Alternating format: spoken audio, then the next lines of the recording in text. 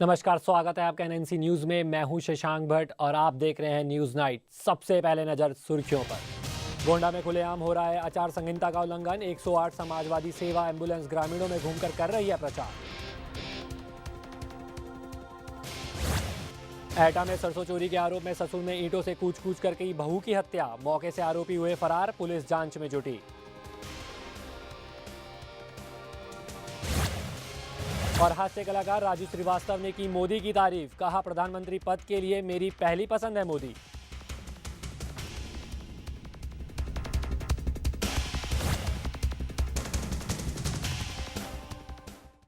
अब खबरें विस्तार से।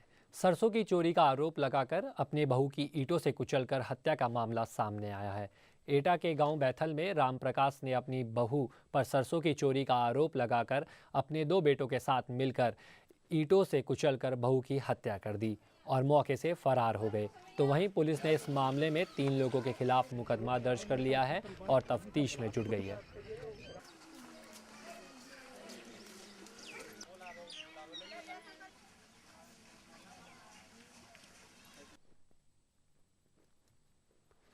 चालीस वर्षीय महिला की उसके ससुर और 2 उसके देवर हैं, इन्होंने मारपीट कर उसकी हत्या कर दी है। 3 लोगों के विरुद्ध हत्या का मुकदमा पंजीकृत कराया गया है। सरसों काटने को लेकर और सरसों को बेचने को लेकर कुछ विवाद था। लोकसभा चुनाव की तारीखों की घोषणा और आचार संहिता लागू हुए लगभग 1 सप्ताह से अधिक हो गया है, लेकिन गोंडा जिला प्रशासन शायद अभी तक ये समझ नहीं पाया है कि आचार संहिता के दायरे में क्या क्या चीज़ें आती हैं।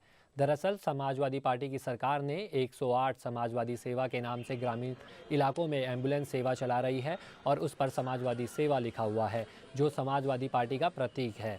जब इस मामले पर जिला निर्वाचन अधिकारी से बात की गई तो उनका कहना था कि हम इसकी जानकारी ले रहे हैं। देखिए, आचार संहिता के विषय में अगर कहीं भी कोई डाउट की स्थिति उत्पन्न होती है तो उस पर हम मार्गदर्शन प्राप्त करेंगे, क्योंकि वो पहले से चल रही है तो उसका इम्पैक्ट क्या होगा, हो सकता है अगर हम आवश्यक समझेंगे तो उस पर हम रेफरेंस दे देंगे। जिस साइकिल पर सवार होकर हास्य कलाकार राजू श्रीवास्तव को कानपुर लोकसभा से समाजवादी पार्टी की साइकिल दौड़ानी थी, उसको लोकसभा की तारीखों के ऐलान होने के बाद छोड़ दिया और अब राजू श्रीवास्तव बीजेपी के पीएम पद के उम्मीदवार नरेंद्र मोदी की तारीफ कर रहे हैं। राजू श्रीवास्तव का कहना है कि प्रधानमंत्री पद के लिए उनकी सबसे पहली पसंद नरेंद्र मोदी है। साथ ही साथ ये भी कहना है कि मैं कानपुर के विकास का वादा किया है और उसको पूरा करूँगा। मैं कानपुर से भागने वाला नहीं हूँ।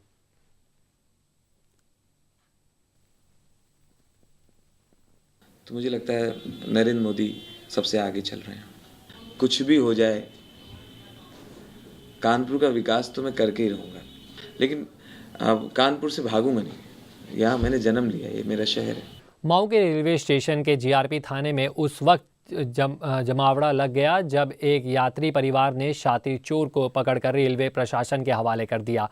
गौरतलब है कि कुछ महीने पहले देवरिया निवासी मंजू ट्रेन से धौलपुर जा रही थी और उनके बगल में बैठे 2 लोगों ने उनका बैग चुरा लिया था, जिसमें आभूषण और रुपए थे। दरअसल आज उसी ट्रेन में मंजू का परिवार सफ़र कर रहा था। अचानक उनकी नज़र उन 2 चोरों पर पड़ी और उन्होंने उन्हें धर दबोचा और जीआरपी के हवाले कर दिया।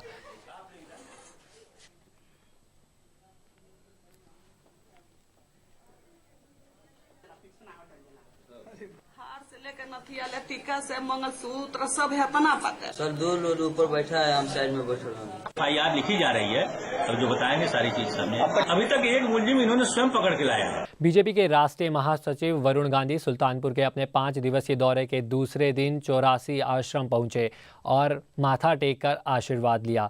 साथ ही साथ नुक्कड़ सभा को संबोधित करते हुए वरुण गांधी ने कहा कि कोई भी विधायक या सांसद चुनकर क्षेत्र से जनता चुनती है तो वो उस क्षेत्र का मालिक या राजा समझने लगता है। हमें ये परंपरा बदलनी होगी और राजनीति के नए तरीके से शुरुआत करनी होगी, जिसमें सभी को सम्मान मिलना और सबकी बराबर की हिस्सेदारी हो।